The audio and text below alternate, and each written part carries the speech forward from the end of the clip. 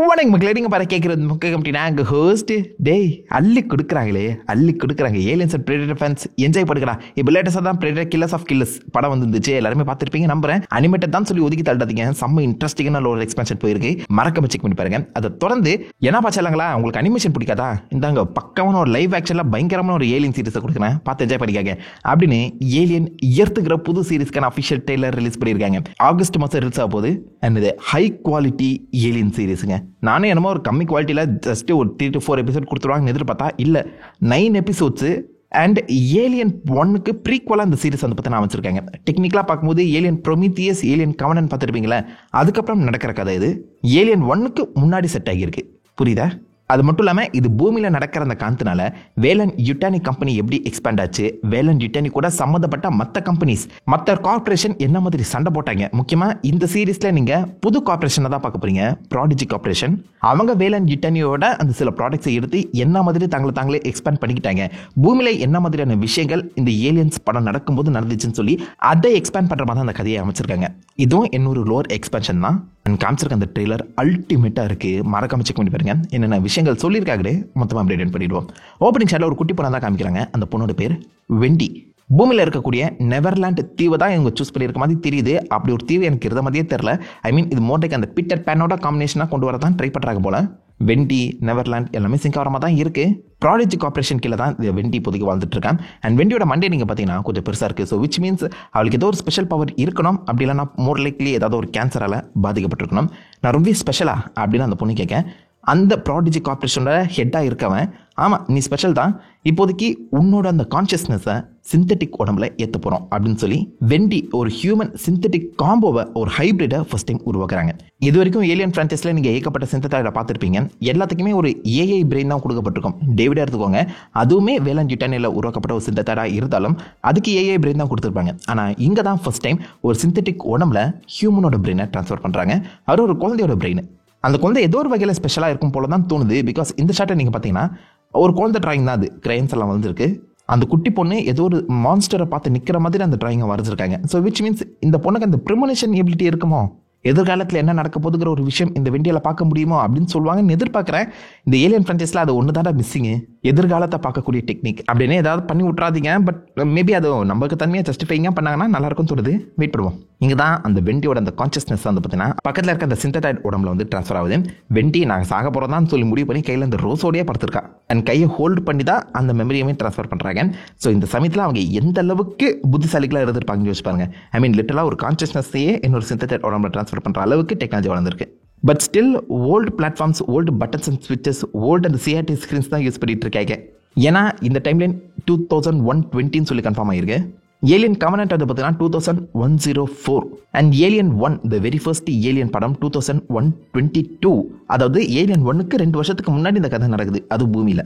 கிட்டத்தட்ட இது மொத்த நீங்கள் ஏலியன் ஃப்ரான்ச்சைஸ் படங்களுக்கும் ப்ரீக்வலாக அமைஞ்சிருக்காங்க. ப்ரோமித்தியஸ் அண்ட் கவனன்ட்டுக்கு சீக்வல், புரியுதா? இந்த சமயத்தில் ப்ராடக்ட் சிட்டிங்கிற ஒரு இடத்த காமிக்கிறாங்க. ஓரத்தில் நீங்கள் பார்த்தீங்கன்னா ப்ராடக்ட் கார்பரேஷன் சொல்லி அந்த போர்ட் ஓட்டப்பட்டிருக்கு. ப்ராடக்ட் கார்பரேஷனோட அந்த சிம்பிள் ஒரு பேர், கரடி பொம்மை.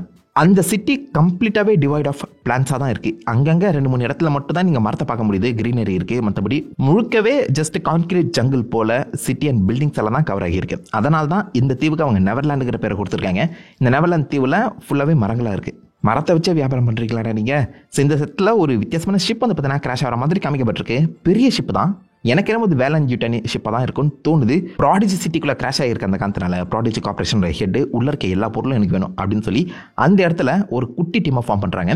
அதில் தான் நம்ம வெண்டியுமே ஒரு ஆளாக போகிறான். ஸோ மோர் லைக்லி இங்கே இருக்கவங்க எல்லாருமே சிந்தடைட் டீமாக தான் இருக்கணும்னு தோணுது. ஏன்னா அவங்க செத்தாலும் பிரச்சனை இல்லை, அவங்க கான்ஷியஸ்னஸ் தான் ஆல்ரெடி ஸ்டோர் ஆகியிருக்கு. இன்னொரு சிந்தட்டிக் உடம்புல ஏற்றி விட்டுலாம். They are Expendables and also super strong. அதனால இந்த ஹைபிரிட் டீமில் இருக்கக்கூடிய வெண்டியோட சேர்த்து ஒரு 5 பேர் உள்ள போகிறாங்க. உள்ள போய் பார்த்தா இது என்னடா இது ஜூ மாதிரி இருக்கு, ஆனால் எல்லா அனிமல்ஸும் தப்பிச்சிருக்கு போலயே அப்படின்னு மொத்தமாக ரிசர்ச் பண்ணிட்டு இருக்கும்போது தான் ஒரே ஒரு சர்வைவரை நோட் பண்ணுறாங்க, மாறும். ஸோ இவர் இந்த ஷிப்ல இருந்த ஒரு சர்வைவர். அவர் தான் இந்த ஷிப்ல என்னென்ன விஷயங்கள் இருந்துச்சுங்கிறத எக்ஸ்பிளைன் பண்ணுறாரு. 5 வித்தியாசமான பயங்கரமான மிருகங்கள் இந்த யூனிவர்ஸோட டார்க்கஸ்ட் இடத்துல இருந்து கலெக்ட் பண்ணி வந்திருக்கோம் அப்படின்னு சொல்லுவாப்புல. ஸோ 5 வித்தியாசமான ஏலியன் ஸ்பீஷீஸை பார்க்க போகிறோம். இந்த ஷாட்லேயே அந்த 5 ஸ்பீஷீஸுமே லைட்டாக டீஸ் பண்ணியிருக்காங்க. ஸோ 2 சைடுமே பார்த்தீங்கன்னா ஓவமாஃப் இருக்கு. அதாவது அந்த ஃபேஸகர் வெளில வரும் பார்த்தீங்களா, ஏலியன் முட்டை, அதுதான் இந்த 2. பின்னாடி இருக்கிறதுல என்ன இருக்குன்னு தெரில, பட் ஜூம் பண்ணி பார்க்கும்போது எதுவும் நடக்கிற மாதிரி காமிச்சிருக்காங்க. மேபி அந்த ஓவமாஃப்குள்ளேருந்து வெளில வந்த பாசிபிள் ஃபேஸகராக இருக்க வாய்ப்புகள் அதிகம். அதுக்கு பின்னாடி ஒரு கிரீன் கலர் பிளான்ட் மாதிரி காமிக்கப்பட்டிருக்கு. பிளான்ட் தான் அது. இந்த மாதிரி ஒரு எக்கை இதுக்கு முன்னாடி நம்ம எந்த ஒரு ஏலியன் ஸ்பீஷிஸ் படங்களுமே பார்த்தது கிடையாது. ஆனால் ஏலியன் கவனன்ட் சீரிஸ் எடுத்து பார்த்தீங்கன்னா அதில் நம்ம டேவிட் அந்த பிளாக் கோ வந்து பார்த்தீங்கன்னா இன்ஜினியரோட மொத்த பிளானட் முழுக்கவே பரப்பி விட்டுருப்பாரு.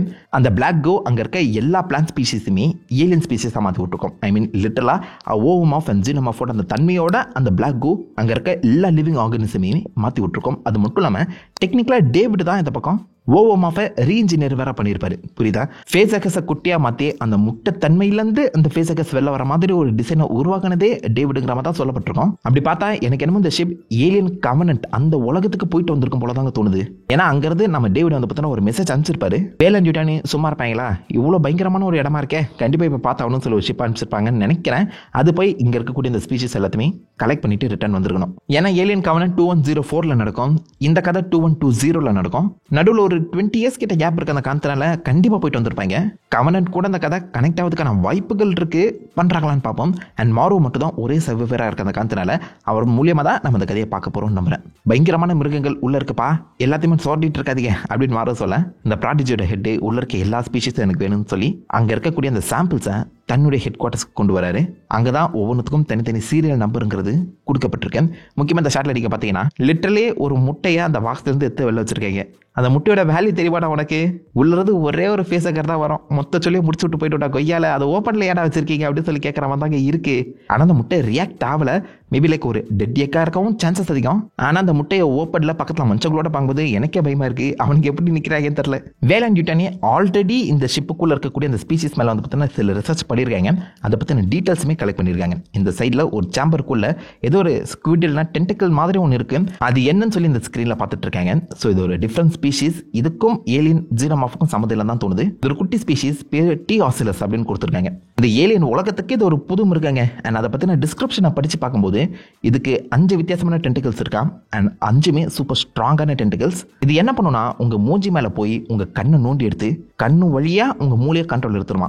லிட்டரலி இது உங்களை ஜாம்பிஸா மாற்றி விட்டுருமா. Wait I have seen this somewhere.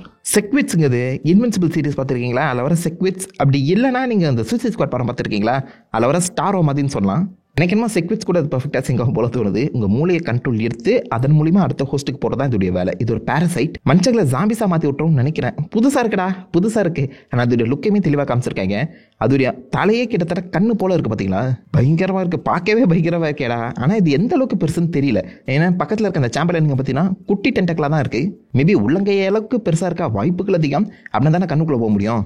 பார்க்கலாம் இது எவ்வளோ பெருசாக காமிக்கிறாங்கன்னு. ஆனால் பயங்கரமாக இருக்காது அதோடைய ஃபர்ஸ்ட் லுக்கே. அதே மாதிரி அந்த கிரீன் கலர் பாடும் ஓப்பன் ஆகிற மாதிரி ஒரு ஷாட் வந்து காமிக்கப்பட்டிருக்கு. அதுக்குள்ளே என்ன இருக்குன்னு தெரியல. அண்ட் 2 ஃபேஸக்கர் அந்த ஓவமாஃபையுமே காமிச்சிருக்காங்க. ஒரு ஃபேஸக்கரை அட்டாக்கிங் சீக்வன்ஸுமே அமைச்சிருக்காங்க. இந்த ஃபேஸக்கர், ஜீனோமாஃப், இந்த ஏலியன்ஸ் எல்லாமே டெக்னிக்கலாக அங்கே இருக்க மனுஷங்களுக்கு புதுசுங்க. பூமிக்கே புதுசு தான். பூமியில் இப்போதைக்கு இதெல்லாம் பரவ ஆரம்பிச்சிச்சுன்னா என்ன நடக்கும்னு மட்டும் யோசிச்சு பாருங்க. இந்த ஷாட்டில் யாரோ ஒருத்தனை ராஃப்டில் இழுத்துட்டு வர மாதிரி இருக்கல. அவன் செஸ்ட்டு பொழந்திருக்கு. ஸோ விச் மீன்ஸ் செஸ் பஸ்டரும் இந்த சீக்வன்ஸில் அமைய தான் போகுது. இந்த தீவுக்குள்ளேயுமே அந்த சோல்ஜர்ஸ் உள்ள வர மாதிரி காமிச்சிருக்காங்க. மேபி வேலன் யூட்டானி டீமோட அந்த சோல்ஜர்ஸாக இருக்க சான்சஸ் அதிகம். தங்களுடைய அந்த எலிமெண்ட்ஸ் தங்களுக்கு சொந்தமாக அந்த ஷிப்புக்குள்ள இருக்கக்கூடிய அந்த ஏலியன் ஸ்பீஷிஸை கலெக்ட் பண்ண வந்திருப்பாங்க தான் நினைக்கிறேன். இந்த ஷாட்டில் வெண்டையும் பக்கத்தில் யாரோ ஒருத்தவங்க ஒன்றா சேர்ந்து எதிர்க்க அந்த 5 சோல்ஜர்ஸும் சாகிறத வேடிக்கை பார்த்துட்டு இருக்காங்க. தங்களுக்கு சொந்தமான சோல்ஜர்ஸ் தான் சாக விட்டுருக்க மாட்டாங்க. ஸோ பாசிபிளி ஆப்போசிட் கார்பரேஷனுக்குள்ள இருக்கவங்க சம்மந்தப்பட்ட அந்த சோல்ஜர்ஸாக தான் இருக்க சான்சஸ் அதிகம். ஸோ இந்த சீரிஸ்க்குள்ள நம்ம ஏதோ ஒரு கார்பரேட் ட்ராமாவும் பார்க்கறதுக்கான வாய்ப்புகள் இருக்கும் போல தான் தோணுது. அதுக்காக ஆக்ஷனை கம்மி பண்ணுறாதுங்கடா, அதை பார்க்க தான் வந்துட்டு இருக்கோம். புரியுதா? அதை தொடர்ந்து ஒரு ஜீனோமாஃபை இறக்கி பயங்கரமான ஆக்ஷன் சீக்வன்ஸுமே காமிச்சிருக்காங்க. அந்த ஜீனோமாஃபோட லுக்கை பார்க்கும்போது கொஞ்சம் குட்டியாக இருக்காது போல தான் தோணுது. வழக்கமாக ஜீனோமாஃப் ஒரு 8 to 12 அடி ஹைட்டில் தான் பார்த்துருப்போம். இது கொஞ்சம் குட்டியாக இருக்கு. என்ன டிரான்ஸ்ஃபர்மேஷன், என்ன சாம்பிள் வந்து உருவாக்கப்பட்டுச்சுன்னு தெரியல. ஒரு ஆடு மேலே வேற டெஸ்ட் பண்ண ட்ரை பண்ணியிருந்தாங்களா? மேபி ஆடோட உருவாக்கப்பட்ட ஒரு ஜீனோமாஃபா இருக்குமோ? ஆனால் அது பயங்கரமாக எல்லாருமே போட்டு பொழந்து கட்டுது. கடைசி ஷாட் அடிக்க பார்த்தீங்கன்னா வெண்டி அந்த ஜீனோமாஃபோட உள்நாக்கு கொக்கி போட்டு எழுதிட்டு இருக்கா. சிந்தடைடு வந்து சூப்பர் ஸ்ட்ராங்கான கேரக்டர்ஸ் அண்ட் பக்காவாக யோசிக்கிறவங்க. மனுஷங்களோட அவங்களால இன்னும் பெட்டராக யோசிக்க முடியும். வெண்டி சின்ன பொண்ணா இருந்தாலும் அவளுக்கு ஒரு சூப்பர் ஸ்ட்ராங்கான பாடி கிடைச்சிருக்கு. அவளுக்கு பயமும் இல்லை. ஜீனோமாஃபோட உள்நாக்கில் கொக்கி போட்டு இழுக்கிறானா? அப்போ யோசிச்சு பாருங்க. அண்ட் அகைன் இந்த ஷாட்லையுமே அந்த ஜீனமாஃப் கொஞ்சம் குட்டியாக இருக்க மாதிரி தான் எனக்கு தோணுது. அண்ட் அகைன் இது ஏலியன் 1க்கு முன்னாடி நடக்கிற அந்த கதையாக இருக்குது. அந்த காரணத்தினால ஜீனமாஃப் நம்ம பார்க்குற அளவுக்கு பெருசாக வளர்ந்துருக்க வாய்ப்புகள் கம்மி, அந்த அளவுக்கு டக்குனு எல்வாவ் ஆகாது. அண்ட் எனக்கு என்னமோ இது டேவிட் உருவாக்கான அந்த சாம்பிள்லேருந்து கிரியேட் பண்ணப்பட்ட ஜீனமாஃபாக தான் இருக்கும் போல தோணுது. ஏலியர் ஸ்டேஜஸ் இல்லைனா ஏலியர் ஜென்ரேஷன் ஆஃப் ஜீனமாஃப்ஸாக தான் இதை காமிக்கிறதுக்கான வாய்ப்புகள் அதிகம். பார்க்கலாம் அதை எப்படி புல் ஆஃப் பண்ணுறாங்கன்னு. ட்ரெய்லர் அல்டிமேட்டாக இருக்குது, செம்ம குவாலிட்டியாக வேறு கொடுத்துருக்காங்க. காசு அதிகமாக செலவு பண்ணியிருக்காங்கன்னு நினைக்கிறேன். ஏகப்பட்ட ப்ராக்டிக்கல் எஃபெக்ட்ஸ் போயிருக்கு, பக்காவாக தெரியுது. மொத்தம் 9 எபிசோட், மொதல் 2 எபிசோட் ஆகஸ்ட் மாதம் வந்துடும். அதுக்கப்புறம் வாரம் ஒரு எபிசோடு சொல்லி பிளான் பண்ணி வச்சிருக்காங்க போல. பட் ஓவராலாக அல்டிமேட்டாக இருக்குது, எனக்கு ரொம்ப பிடிச்சிருக்கு ட்ரெய்லர். இதே ஆக்ஷன் சீக்வன்ஸ் அப்படியே கண்டினியூ ஆகி ஜஸ்ட் அந்த ஏலியன் லோரை மட்டும் எக்ஸ்பேண்ட் பண்ணாங்கன்னா வேறு லெவலில் இருக்கும். அண்ட் ஆப்வியஸாக ப்ரிடேட்டர் கனெக்ஷனுமே நான் எதிர்பார்க்குறேன். இந்த சீரீஸில் அதை பற்றி எங்கேயாவது பேசுகிறாங்களா, அந்த டீட்டெயில்ஸ்லாம் கொடுக்குறாங்களா இல்லையான்னு சொல்லி பொறுத்தது பார்ப்போம். ஸோ நீங்கள் என்ன நினைக்கிறீங்க இந்த ட்ரெயிலை பற்றி? உங்களுக்கு பிடிச்சிருக்கா இல்லையா? எத்தனை ஏலியன் ஃபேன்ஸ் இருக்கீங்க? உங்களை தாட்ஸ் உங்களோட வியூஸ் எல்லாத்தையுமே மறக்க வைக்கல காம் பண்ணிட்டு அந்த லைக் பண்ணி தெரிய விடுங்க. நான் உங்களை நல்ல ஒரு ஆசமான ஒரு எலிமை பற்றி என்ன எதிர்க்கும். Have fun guys. ஓவட்டா.